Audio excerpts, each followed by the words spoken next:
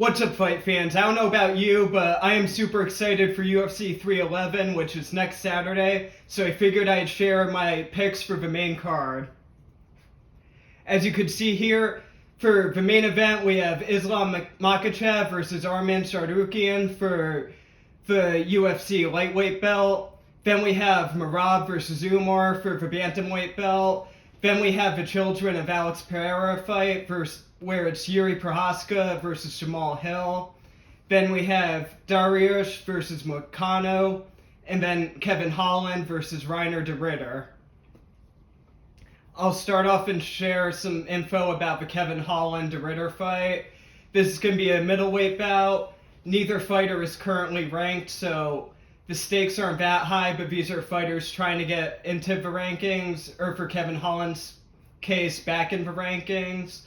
And it's going to be an interesting style. Holland has a Kung Fu background, so he has more of a standing game, while de Ritter is a Brazilian Jiu-Jitsu fighter and will be utilizing his ground game.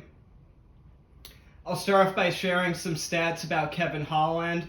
He currently has a 26-12 record, where he has 13 KO wins, 2 KO losses, 9 wins by submission, and 3 losses by submission.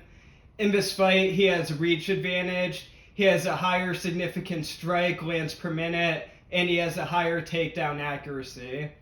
His last fight was a round 1 corner stoppage loss against Roman Dolidze. Before this fight, Kevin Holland was number 15 in the rankings, and now he is out of the rankings, but a win could maybe get him back into the rankings in the future.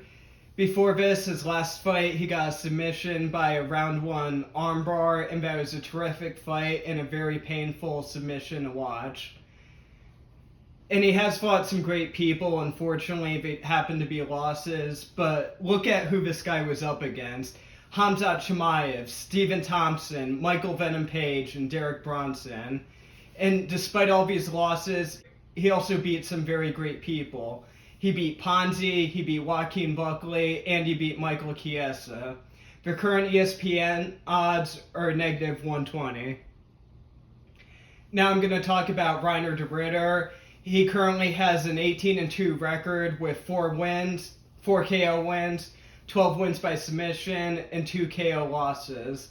His last fight was round 3 sub against JM3, and this was also his UFC debut. He had 7 wins and 2 losses and 1, including 3 title defenses. In this fight against Kevin Holland, he has a higher significant strike accuracy, he has a higher takedown average, and a higher sub average. The current ESPN odds for him are even. I actually have a hot take in this fight, and I pick Reiner to win by a round 2 submission. Majority of his submissions have happened in round 1, but Kevin Holland is a decent grappler and does know some Brazilian Jiu-Jitsu as well. So I think calling it a round 1 sub would be a stretch, but I could definitely see this happening in round 2. And for this fight, the odds will definitely favor Holland since he has more of a background in the UFC and fans are more familiar with him. Reiner only made his debut 2 months ago, so really not that much is known about him. But his one career was way more impressive than people realize, since he was a champion and was able to have several title defenses. I think if you want to bet on any fight, I think this would be the solid underdog to pick because he's being very underestimated in this fight and he has a stronger chance at winning than what's currently being projected on all the betting apps. Now my buddy Tom's going to talk and share some of his picks for you. All right, so for this fight, I'm going to have to disagree with Justin here. I'm going to go with Kevin Holland via round 2 TKO. I saw de Ritter's first fight against GM3. He did get, it was an impressive submission. This guy's definitely got a good ground game, but his stand-up looked abysmal, to say the least. I've seen him compared to DDP in a lot of ways. I'd see him as like a skinnier version of DDP, which is actually funny considering they're both technically Dutch in ethnicity. But yeah, I know Kevin Holland, when he's against unranked opponents, Typically, this is where he's excelled, and he's usually he's more reliable of a pick. I wouldn't say DeRitter's a bad underdog pick. I think he's if you want to make it, make it. But I'm gonna go with Kevin Holland, round 2 TKO. Thanks for your input, Tom. Next fight is Dariush versus Moicano. What to know, this will be a lightweight fight. And the current rankings are Dariush is ranked number 9 and Moicano is ranked number 10. With this fight, if Moicano is able to win, obviously these are going to flip, so there are some high stakes for this fight. Both fighters train Brazilian Jiu-Jitsu, so this would be a very good matchup for anyone who's interested in a good Jiu-Jitsu fight. And they're also both the same age and have the same reach. Dariush currently has a 22-6-1 record, with 5 wins being by KO, 5 of his losses being by KO, having 8 wins by submission and 1 loss by submission. He lost to Charles and Arman in his last 2 fights, but he's also beaten some phenomenal people such as Gamrot, Drakkar Klose, and even Tony Ferguson prior to when he started to fall off after the Chandler fight. He has a higher takedown and sub-average too, which could be a big factor in this fight. His current ESPN odds are plus 185. Now moving on to Moicano, he has a 25-1 record with 2 KO wins, 3 KO losses, 10 wins by submission, and 1 loss by submission. His last 4 fights, he has won all of them, and his last was even against BSD. And he's also lost against some impressive people, such as Brian Ortega, Cub Swanson, the Korean Zombie, and Rafael Dos Anjos. In this matchup, he has the higher significant strike lengths per minute, the higher significant strike accuracy, and the higher takedown accuracy. The current ESPN odds are negative 225. So my pick is going to be Moicano. I believe the majority of this fight is going to be on the ground since they're both jiu-jitsu fighters. And Moicano would be going for a lot of submissions, but with Dariush's jiu-jitsu background as well, he would be able to defend all of these. But I believe that overall, Moicano would have more control time on the ground and would land the majority of takedowns since he has the higher accuracy. But also, my prediction depends on how competent the judges are, because judges have been known to fuck up decisions a lot. What's your input, Tom? I'm going to have to go with agreeing with you on Moicano getting a decision. Show me the money, lock in that pick. Moicano has been looking great. He's been on a tear, especially with in his last 3 fights. He took a short notice fight against Drew Dober, got the decision done. He TKO's actually his last 2 fights. He's gotten the only KOs of his career. One against Jalen Turner after Jalen Turner did the famous fake out walk off that he thought he slept Moicano, but he walked off, but the fight wasn't over yet, and Moicano came back. It was a great comeback, and also Moicano just completely dismantling Benoit Saint-Denis. It was a stellar performance, which turned BSD's face into a pile of mush. Like it was pretty disgusting. But I like Moicano's. Moicano's got the momentum going in here, and I think personally he's going to get a very comfortable decision win against Dariush. I think Dariush is just on the decline, especially after that brutal KO from Sarukian. That's what I got. Thank you, Tim. Now, going on to my personal favorite fight for this whole card is going to be Yuri Prohaska versus Jamal Hill, which I like to call the Children of Powhatan fight. What to know about this fight? It's going to be a light heavyweight fight, and the current rankings for this is Yuri is number 2, and Hill is number 3 in the lightweight rankings. So a win from Hill would be able to flip the rankings as well. For the styles, Yuri is a striker and Hill is MMA, so the fight is most likely going to be a really great standing striking match. Some stats about Yuri.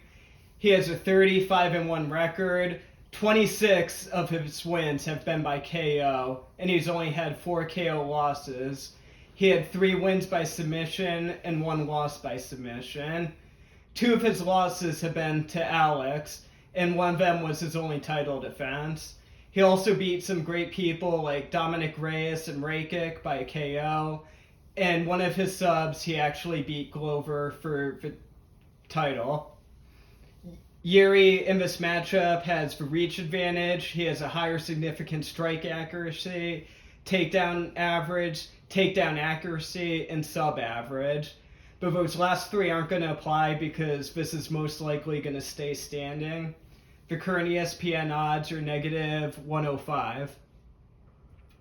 Then over to Salty Boy Jamal Hill. He currently has a 12-2 record with 7 KO wins and 2 KO losses. He lost to both Alex and Paul Craig, but he's beaten some great people like Johnny Walker, Thiago Santos, and he also beat Glover Teixeira. This was actually a title win, but he had to vacate the belt, unfortunately, due to a ruptured Achilles tendon. In this matchup, he has a higher significant strike lance per minute, and the current ESPN odds are negative 115. So for my pick for this is going to be Yuri by round 2 KO. I believe that Yuri is the more impressive striker, and he does have more fight experience than Jamal Hill. Not to say that Hill doesn't have experience, just Yuri's by comparison is much greater. In their matchup against Alex, Hill could not survive the first round against Alex, while Yuri survived until round 2 in both of those fights. Hill also beat Glover by a decision, while Yuri was able to finish Glover by a submission. I think that Yuri is a KO king, and this will just be another KO to add to his record. But I think this is going to be a phenomenal standing fight, and it's my pick for Fight of the Night. What's your input, Tom? Yeah, I'm going to agree with Yuri Prohaska via round 2 TKO. I don't think it'll be a KO. I thought it would be a TKO. So I'm going to have Yuri by autism. I think one thing you got to understand going into this fight is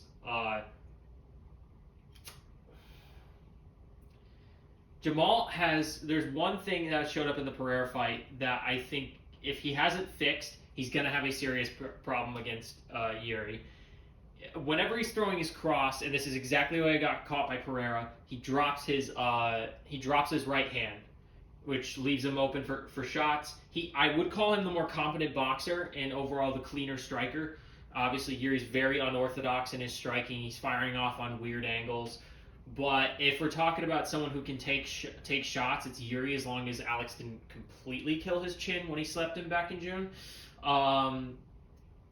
The difference between Pereira and all the other people Yuri's fought is that he's never fought someone who has had as much power as Pereira, and Jamal Hill does not have Pereira level power. So even if he gets rocked, I don't think he's done. I don't think he's done for it. Am I expecting Yuri to get rocked? Absolutely, because he does in every fight. It's just whether or not he gets finished after, and the only time it ever happened was with both Pereira fights. So overall, yeah, I'm gonna have to go with Yuri here. I've been waiting for this fight. I'm really excited for this fight. I've been waiting for it for a year and a half. This was, in my opinion, back in 2023, my top title fight that was gonna happen because originally Jamal Hill was gonna defend his title against Yuri Prohaska. I was on paper, I loved it. It was great. So there's not as much hype now, but I'm glad this fight's happening, and yeah, I can't wait for this one. Thank you, Tom. Now going on to the title fights. First, we have Merab versus Umar for the UFC bantamweight belt. Both fighters are very high-level grapplers. Both of them do have strong striking abilities, but because they both have a wrestling background, I believe the majority of this fight is likely going to be on the ground. The current rankings are Merab is the champ, and Umar is currently ranked number 2. Now here are some stats about Merab. He has an 18-4 record with 3 KO wins, 1 win by submission, and 1 loss by submission.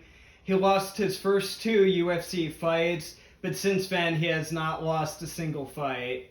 It pained me to type up this sentence, but Merab did beat my boy Sugar Sean O'Malley for the belt. On top of this, he also beat Henry Cejudo, Peter Yan, and Jose Aldo.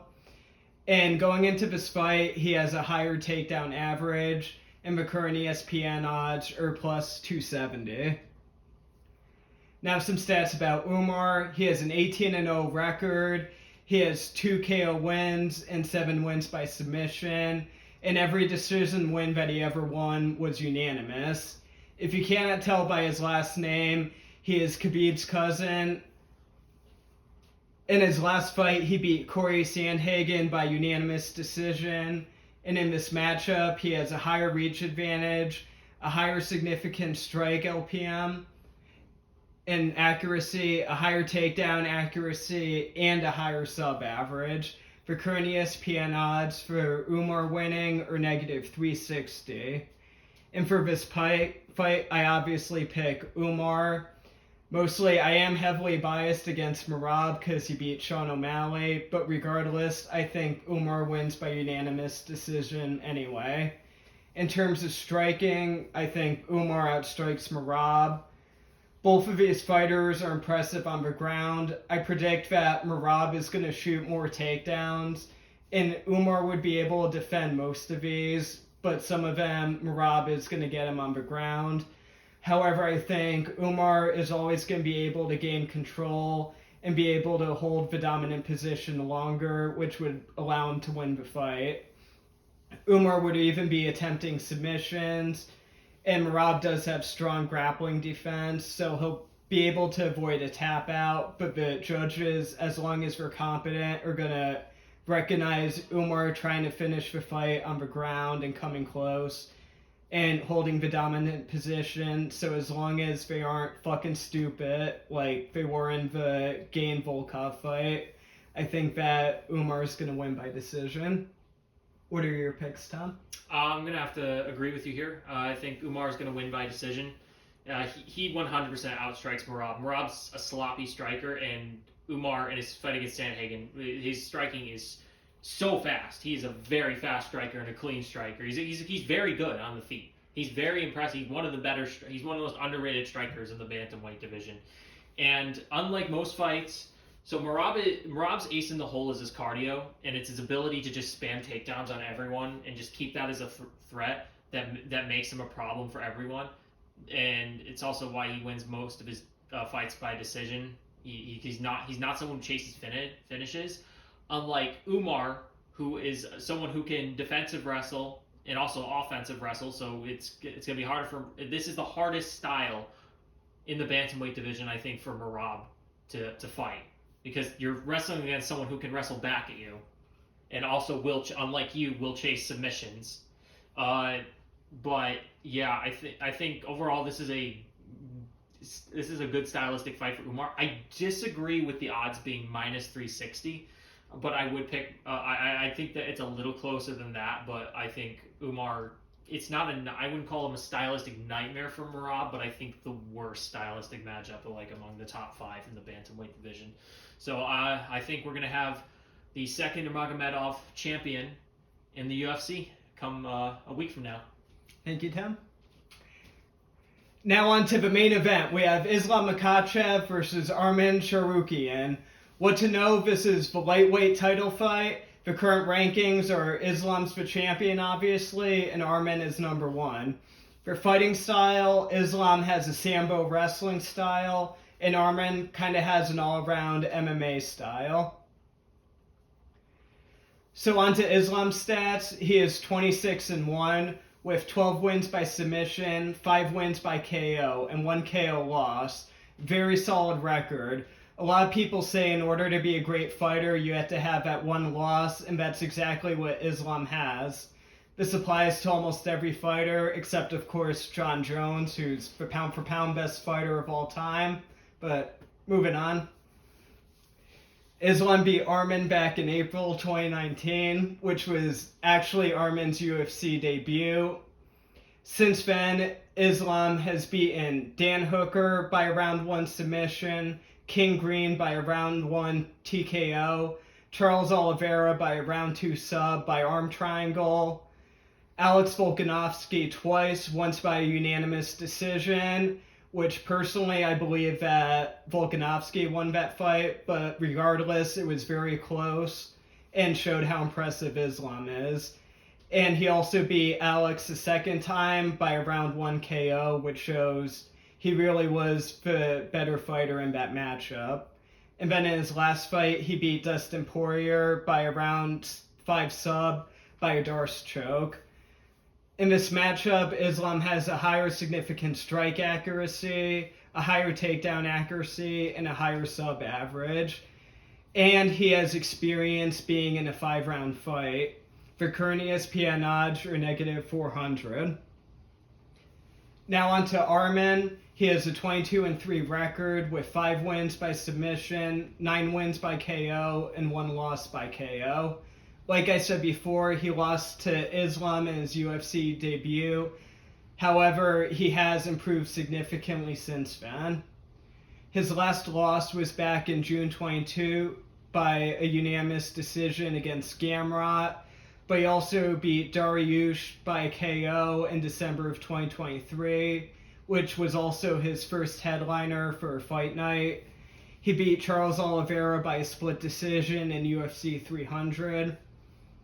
He has a higher significant strike lance per minute, a higher takedown average, and he has a 2-inch reach advantage over Islam. The current ESPN odds are +300.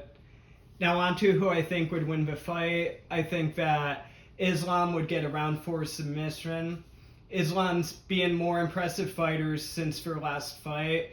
That's not to say Arman didn't beat anyone impressive. However, I think Islam's in comparison are much greater. Both of them beat Charles Oliveira, but Islam beat him by submission, while Arman beat him by a unanimous decision. And plus, like I said, Islam already did beat Arman before, and I think it's likely going to happen again. Both fighters have grown, but Islam has had much more growth than Arman. They've both had 9 wins since then, but Islam has had 4 title fights, which were all 5 rounds, and Arman also had 1 loss since their last fight. I also noticed on rewatching the last Islam and Arman fight, Arman started to get noticeably more tired halfway through round 3 of their fight. You even hear Paul Felder say at the start that both fighters seem like they have great endurance going into round 3, and then halfway through round 3 he comments on Arman starting to look a little bit drained during it. And I think Islam's 5-round experience would be a big advantage, and he's likely going to be able to finish the fight in those later rounds. Now on to you, Tom. Yeah, I'm going to have to also go with Islam Makhachev, but I'm going to go with a unanimous decision. I think people really should not underestimate Arman on this. I think Arman is going to make it a competitive fight. I could definitely see a 48-47 decision here. I think this could be a back and forth fight. I'd actually kind of give Arman a bit of a wrestling edge here, but in terms of the striking, Islam's just great all around. He's just had great wins up and down the board. The Volk fight, arguably Volk could have won that. One thing to note about Arman, with the Gamrot fight, I hear a lot that the Gamrot fight, he arguably won, that he should have won that fight, that it was a bad decision. And the Oliveira fight, one thing of note, it was actually a split decision win, and it was extremely narrow. It was a very close fight, and Arman almost got tapped by Oliveira. He beat out the clock. He was this close to going out. He was unbelievably close to getting subbed by Oliveira. So yeah, I would call Islam's win against Oliveira much more impressive than Arman's. But not that Arman hasn't had growth. He's grown a lot, and arguably that 1 loss on his record since their fight shouldn't be there against Gamrot, and I hope eventually they do end up having a rematch, because I think Arman would easily win that. Arman is clearly the better fighter. And one thing of note, Islam's in his prime right now. Arman is still a baby. He's still 20. He's only 28 years old. They had their first fight when Arman was 22. So I think this is a guy who has not hit his prime yet. But so I'm not going to count out Arman. I think the odds are putting him way too low on this. I think it should not be like -400 odds for Islam. But I would still trust Islam more in that he's just been a dominant champion. No one's been on his level. I don't think anyone except maybe Topuria is going to take that belt off him. He's in his prime right now. I don't see it happening. I think it's going to be a pretty competitive fight, but I think Islam's going to get it done via decision. Thank you, Tom, and thank you for the correction. I apologize. I meant to say that Armin won by a split decision against Charles, not a unanimous decision, so sorry that I misspoke. So yeah, thank you for listening to us. I hope that our predictions are correct and you end up enjoying the fights. This is a great way to go into the year for UFC. I'm excited for the whole future of what's planned, but this is a great way to start the year, and I'm very excited to watch on Saturday, and I hope all of you are excited too. Thank you.